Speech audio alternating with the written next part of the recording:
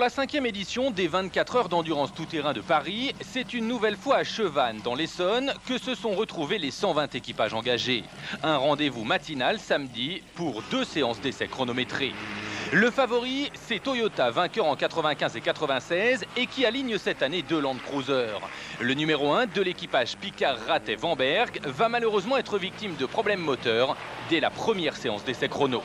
Comme je suivais de très près José Maria Servia, j'ai pensé, comme mon voyant de température d'eau s'est allumé, que je ne refroidissais pas suffisamment. Donc j'ai perdu un petit peu de terrain, tout est rentré dans l'ordre. Je suis après reparti en roulant normalement, j'ai dépassé José Maria, tout allait bien, sur un demi-tour je dirais, et en l'espace de 200 mètres, il y a dû avoir un petit problème, c'est-à-dire que mon voyant s'est allumé, à ce moment-là, bon, il faut le temps de réaction, j'ai une température d'eau très élevée. Grâce à son expérience des 24 heures, la voiture numéro 2, pilotée par Mirande, Delizzotti et Berger, est une sérieuse prétendante à la victoire. Le Pajero est 29e après les essais. On a profité pour faire un ravitaillement. Donc c'est surtout la première séance d'essai qui nous a permis de faire partir les 3 pilotes, puisque c'est la règle. Donc on n'a pas cherché aujourd'hui à faire un temps. En tête lors de la précédente édition, jusqu'à 1 heure de l'arrivée, l'équipage Peter Hansel à la Ardurals n'effectue qu'une seule séance de qualification pour préserver au maximum la mécanique. On doit être en 3e position aux essais, donc je pense pas qu'on ressorte pour la 2e série d'essais. Il faut savoir que c'est une course de 24 heures, moins on fait de tours avec la voiture aux essais, plus on a de chance d'aller loin dans la course. L'année dernière, on a été en tête et on a abandonné à 1 heure de l'arrivée, donc si on économise 1 heure dans les essais, peut-être que ça nous permettra de rallier l'arrivée. Le team Toyota officiel est venu en force pour préparer le Dakar. Servia, Tartarin et Tambay se partagent le second Land Cruiser. Ils signent le 14e chrono.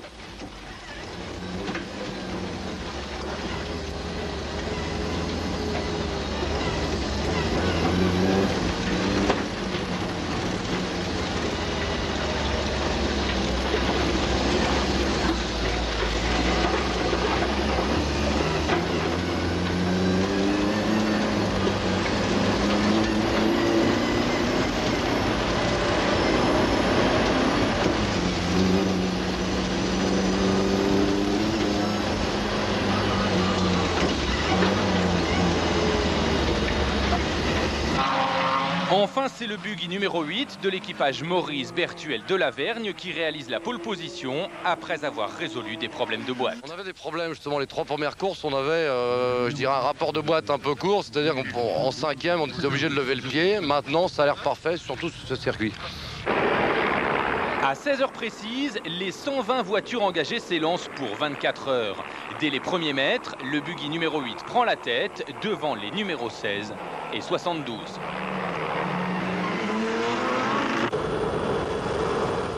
Au 2e tour, depuis l'hélicoptère, on s'aperçoit mieux de l'avantage que représente le fait d'ouvrir la route. L'équipage numéro 8 compte déjà 50 secondes d'avance sur ses poursuivants directs.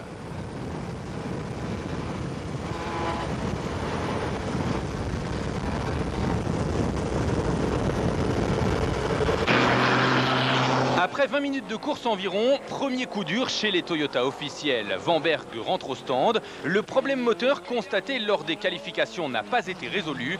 Les mécaniciens rajoutent de l'eau et le Land Cruiser reprend la piste.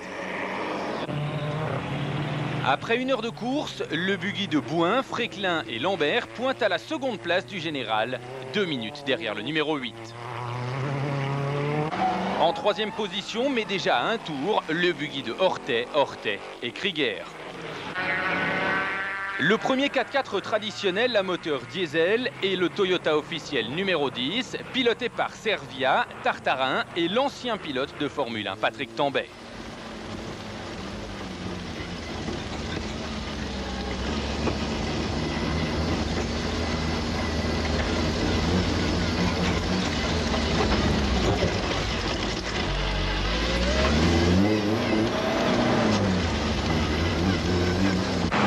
Après 1 heure de course, boîte de vitesse cassée et abandon pour l'équipage portugais numéro 60.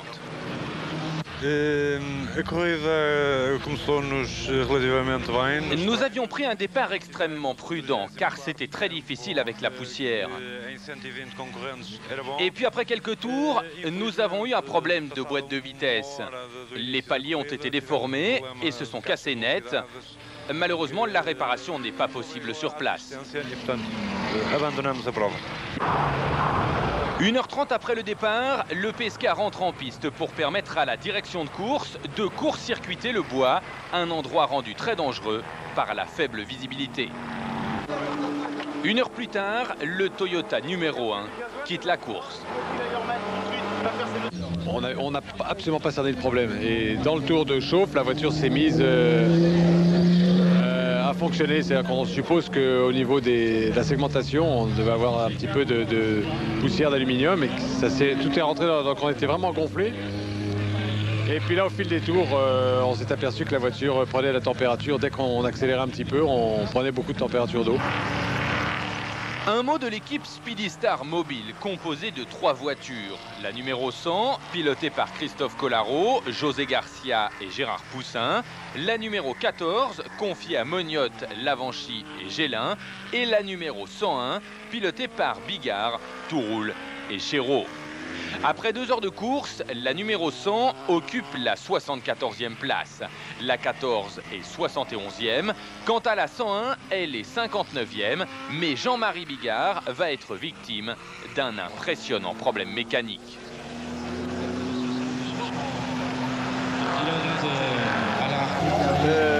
Une rotule qui a pété net, quoi. En ligne droite, ting, la roue était couchée dessus.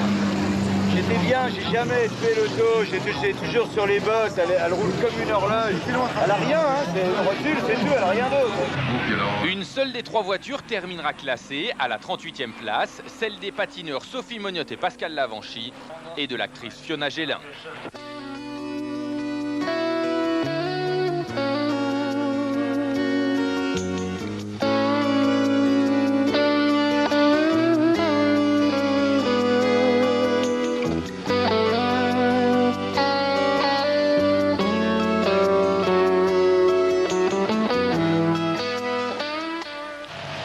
À la nuit tombée, c'est le balai des phares qui commence sur le circuit de Chevannes. Et à 22 h, De Lavergne, alors en tête, s'arrête à son stand, cardan cassé. L'intervention va durer 1h35. Quand il reprend la piste, il est 35e. Beau début de course pour le buggy numéro 16 qui occupe la 3e place durant tout le début de la nuit jusqu'à son arrêt vers 3 h du matin. On se rend compte qu'il y a une transmission qui a un soufflet percé, donc on en profite pour changer ce soufflet. C'est une intervention qui va durer 10 minutes à un quart d'heure. Problème d'alternateur pour la Toyota numéro 7 qui doit recourir à la poussette pour redémarrer.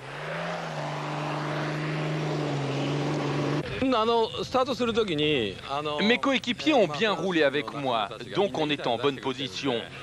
Je ne sais pas exactement laquelle, mais je pense qu'on ne doit pas être très loin de la tête de la course.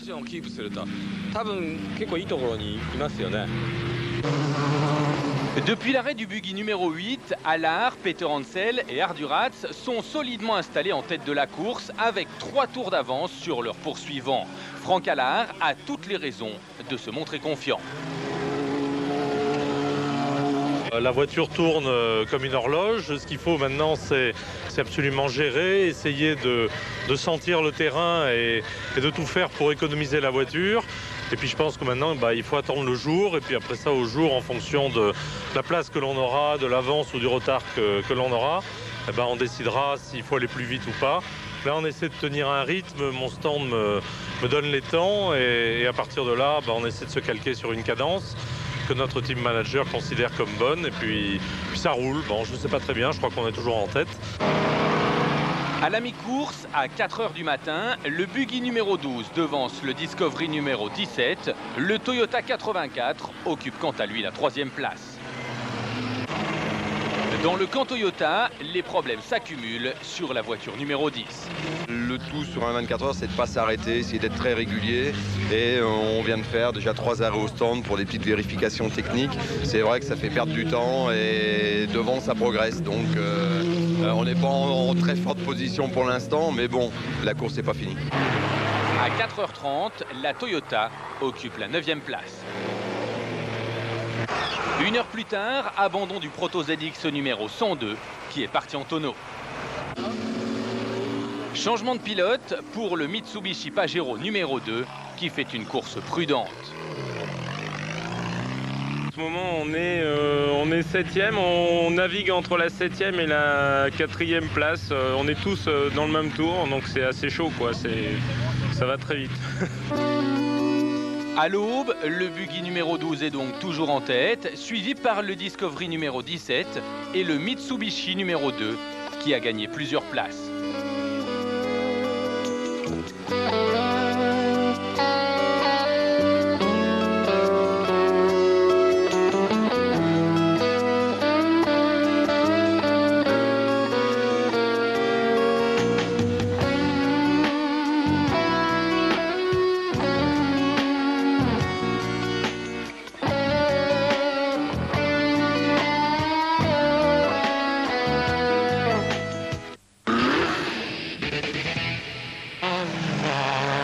Après 16 heures de course à Chevannes, c'est le buggy de l'équipage numéro 12 qui sort vainqueur de l'épreuve de la nuit. 2 tours en retrait, le Discovery numéro 17 pointe à la seconde place du général et occupe donc la première place du classement des 4x4 traditionnels. L'équipe Bosch a, elle, parfaitement su gérer la nuit. Ils sont 3e à 5 tours des leaders.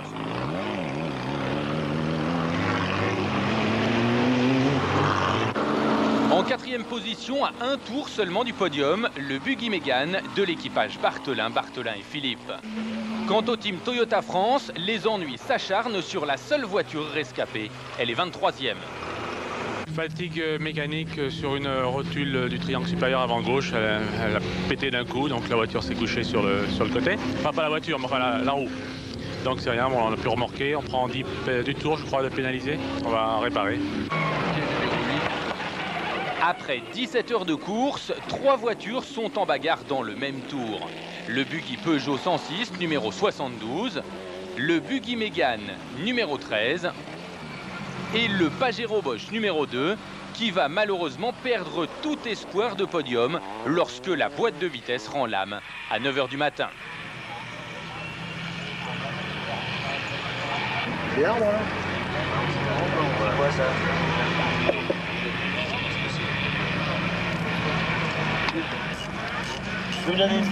Tout se passait bien jusqu'à présent, puisqu'on était en 3e position à 8 heures de l'arrivée. Puis sur un endroit très plat, sans aucune raison particulière, plus de vitesse. Donc, et le constat, c'est l'arbre primaire de boîte qui a cassé. Devant, le buggy Assurance Auto Verte caracole toujours en tête et ne cesse de creuser l'écart à raison d'1 tour par heure.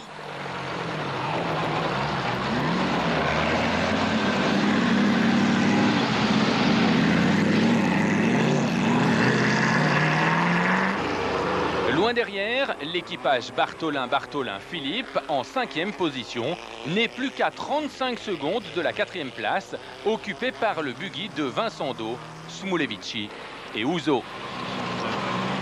Le japonais Asaga, pilote officiel Toyota au Japon, est en 7e position, leader de la catégorie diesel.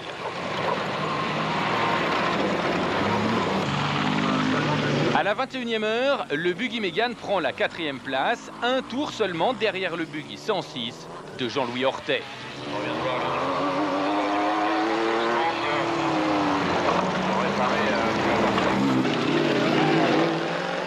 Le buggy numéro 72 occupe maintenant la 3e position, mais avec déjà 10 tours de retard sur le leader.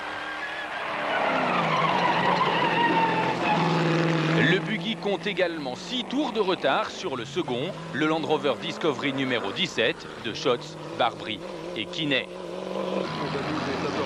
Avec 4 tours, soit près de 40 minutes d'avance sur le second, le buggy de Franck Allard ne prend aucun risque et assure un maximum pour préserver la mécanique.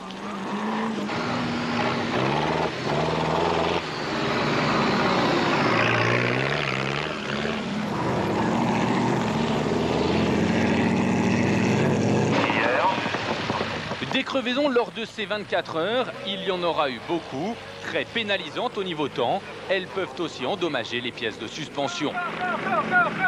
À 1 heure de l'arrivée, le buggy numéro 13, alors 5e, est en proie à des problèmes de boîte de vitesse. Remorqué, il écope d'une pénalité de 100 km. Le gouvernement est peut-être un faux point mort.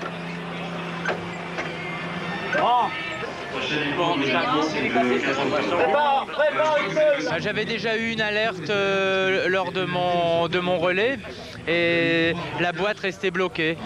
Et donc en insistant un peu, elle est revenue sur un rapport intermédiaire et après il n'y a pas eu de problème. Et donc là ça s'est de nouveau manifesté. Le buggy repart en 7e position.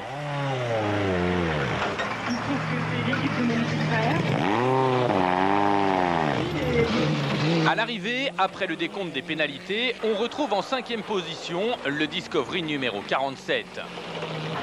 4e et premier diesel, le Toyota Dazaga Regal et Sarrazin à seulement un tour du podium. Premier T2 et second général, le Land Rover Discovery numéro 17 de Scholz, Barbry et Kinney, les vainqueurs 94. Premier T3, le buggy de Franck Allard, Stéphane Peter-Hansel et Jean Arduratz empochent une victoire qui lui avait échappé l'an dernier à 1 heure de l'arrivée. C'est aussi la première victoire d'un buggy lors des 24 heures d'endurance tout-terrain de Paris. Et le 22. L'équipage numéro 12, Allard, Arduratz, Peter-Hansel et Franck Allard qui est au volant. Franck Allard, le patron de l'assurance auto verte. Là, on court derrière pour les interviews.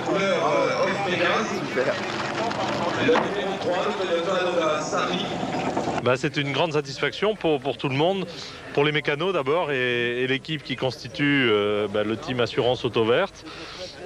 Je pense que c'est un beau succès, puis finalement je suis content, Bernard Fouquet est là, le constructeur de la voiture, et on s'aperçoit qu'une voiture prototype comme ça, construite dans un petit atelier de gens passionnés, arrive à tourner 24 heures et à tenir et à gagner devant des 4x4, y compris des 4x4 usines.